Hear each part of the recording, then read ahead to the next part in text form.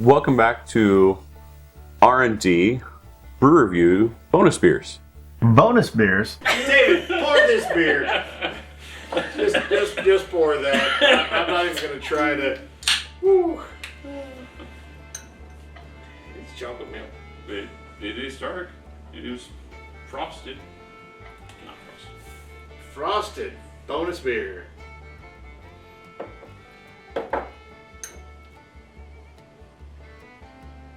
So, Rob, Yes, Dave. what are we going to talk about?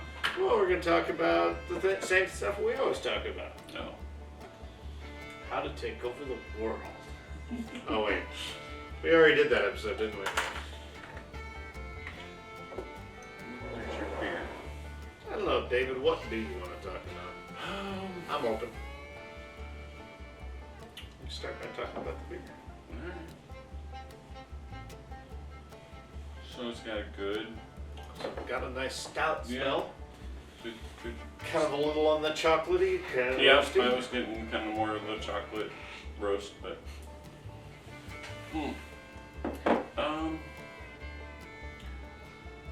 How about, since it's coming up in like 2 weeks, I think.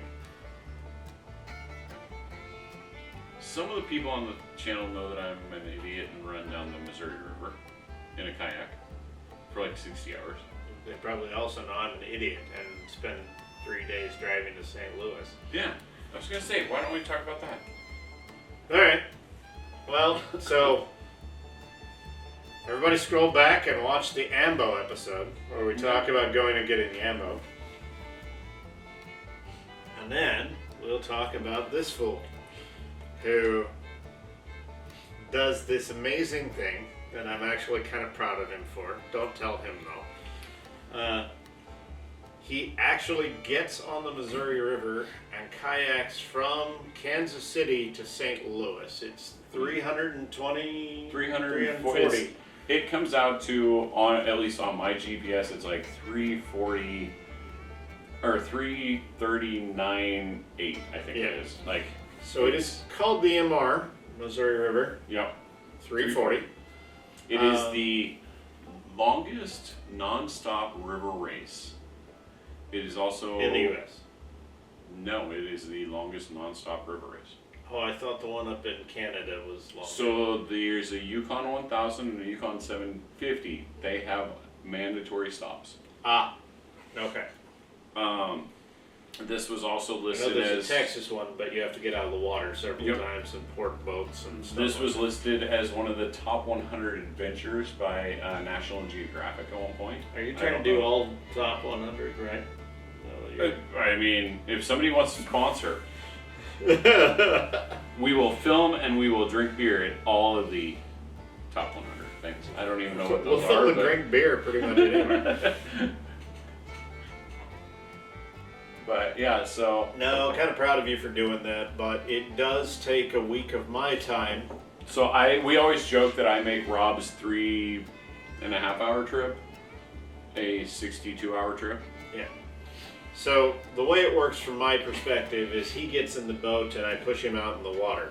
At like 5 in the morning on Tuesday, launch morning. Race starts at 7 for us. Then I drive for 30 minutes to the next ramp So along the river. you go to Lexington. And then I wait for 4 to 5 hours until he gets there. No, Lexington takes me about 8 hours. And then I drive for 30 minutes and I wait until he gets there. And then I drive for 30 minutes and I wait until he gets there. Yeah, Rob's little trip goes from here to here. Mine goes here and then here. Anyway, yeah. That's like, so the best I can say is like Cooper's Landing is one of the stops that we've. I love Cooper's Landing. They have beer.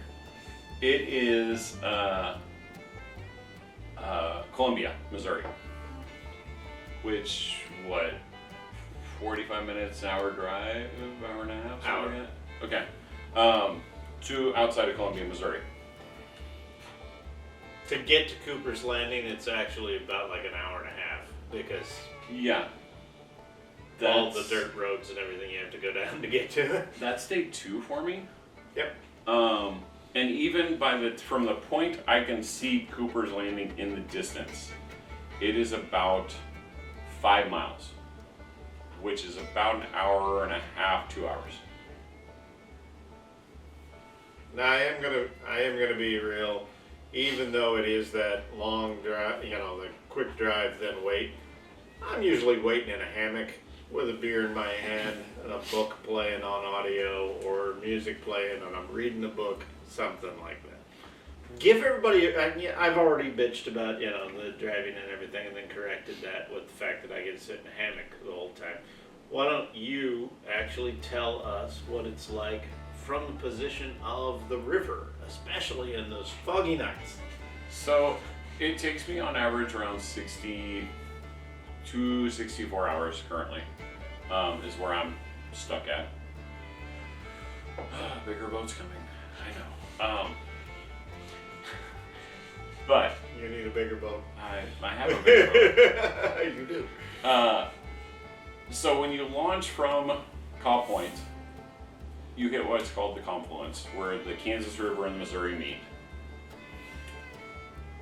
It not only is a challenge because of that, but you also have, on average, there's 600 people doing the MR340. Half of those are singles, so like 200-300 people. That start. Yeah, so like 200-300 people 400 launching to all finish. at the same time in this little bitty channel trying to get onto the Missouri River.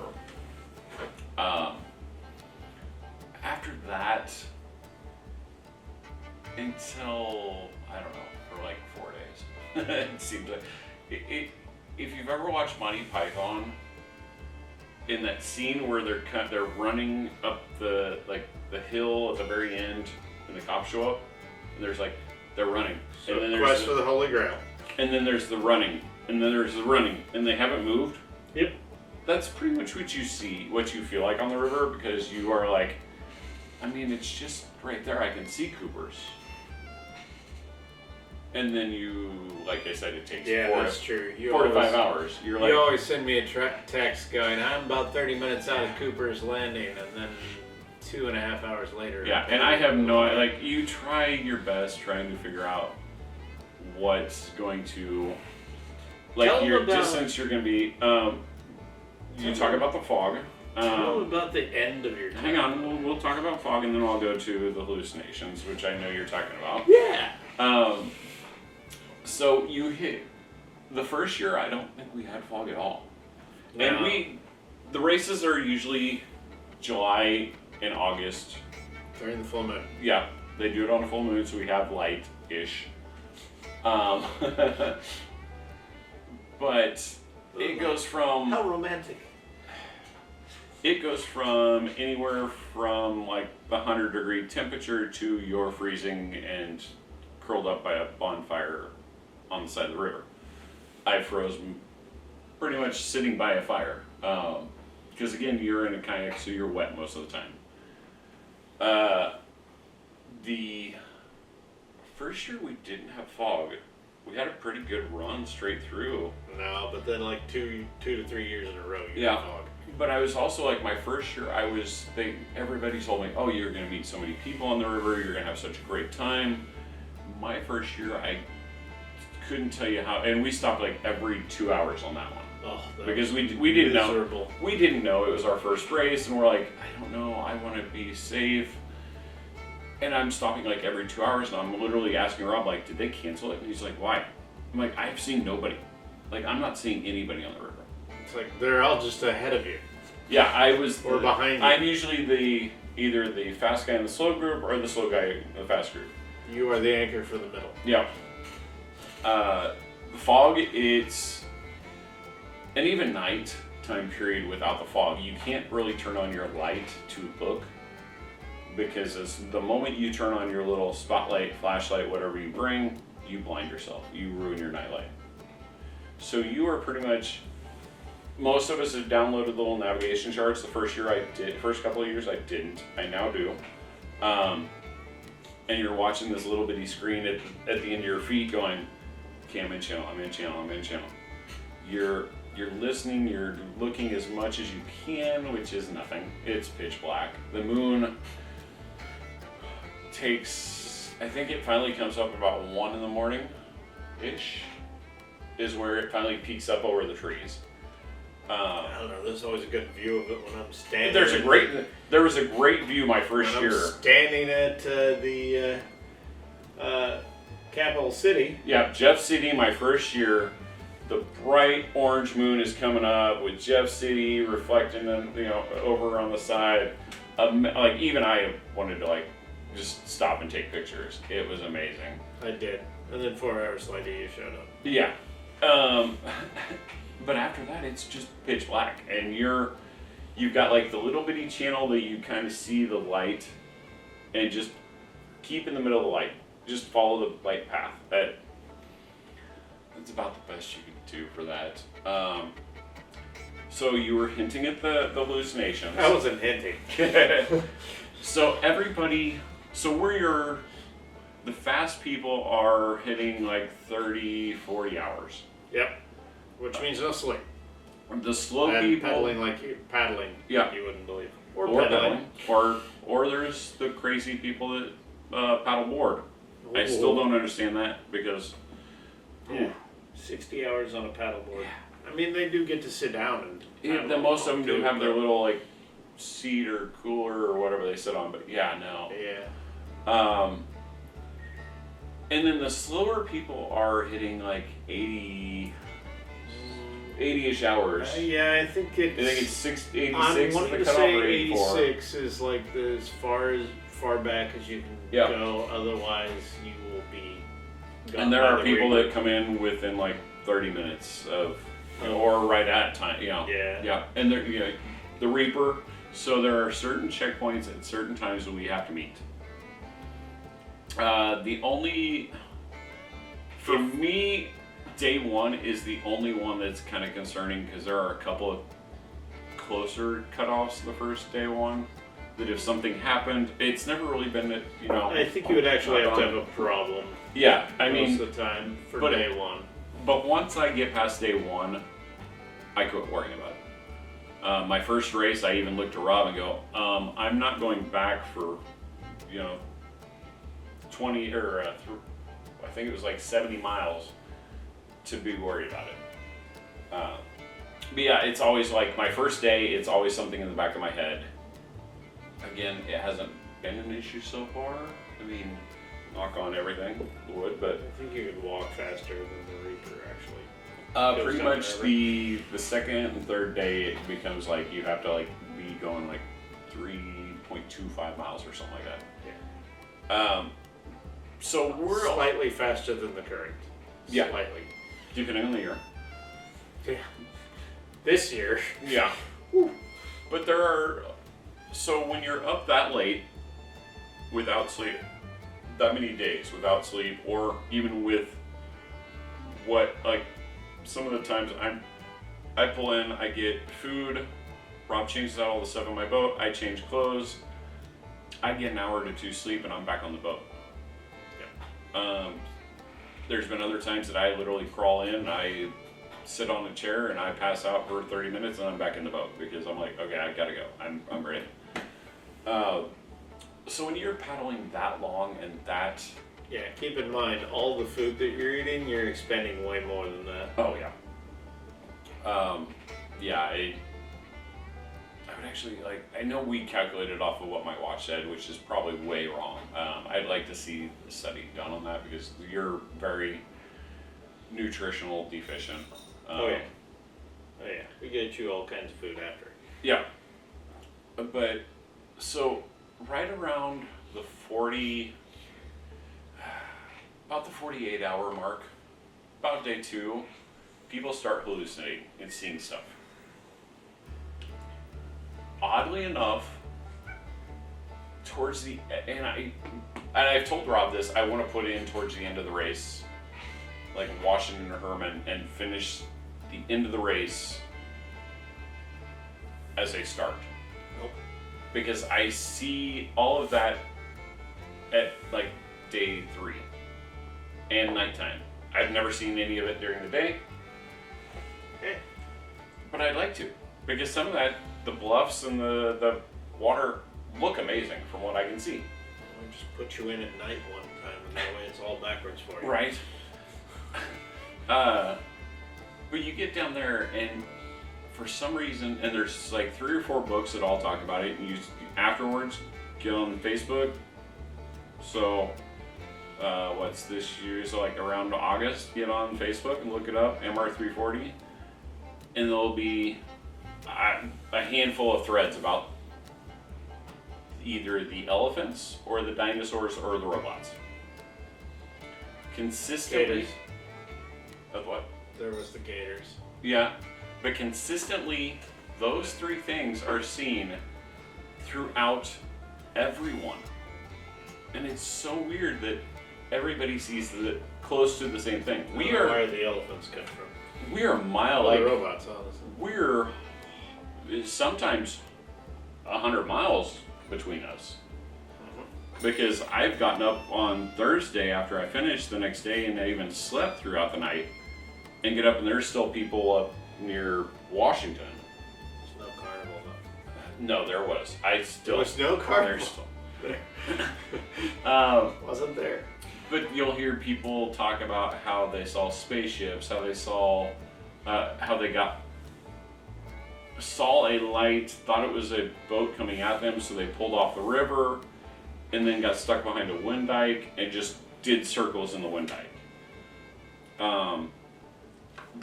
My first year, there was a carnival at one of the areas before the race. I even looked it up and saw there was. No, there was not. But when you're There's no proof that there was ever a carnival over there. Ever. Again, at midnight, when you're starting to see the lights from the carnival, you have no idea what the hell it is. Especially along the middle of the river. Even the river boats. So like, Yeah. towards the end, you're hitting Harrah's, I don't even remember what's all the river boats in Missouri. I don't Along remember that all. stretch of St. I Louis. know there's a bunch of them. There's. But you can hear the like sounds from concerts, or I don't even know where I still don't know where some of the sounds are or what you're hearing, but you're hearing what sounds like carnival, and you're hearing game shows, and you're hearing games, and it's all stuff that in the middle of the night you're hearing throughout the river. From the guy that uses his speakers the Yeah. entire time. I am known as having music playing the whole time, but I turn that down at night so I can pay attention more to the river, because there's some stuff that will take you out. Hardcore. Hardcore. Like Jason Statham is in the water? He might be. He might be. Alright. I mean, the one, what, last year?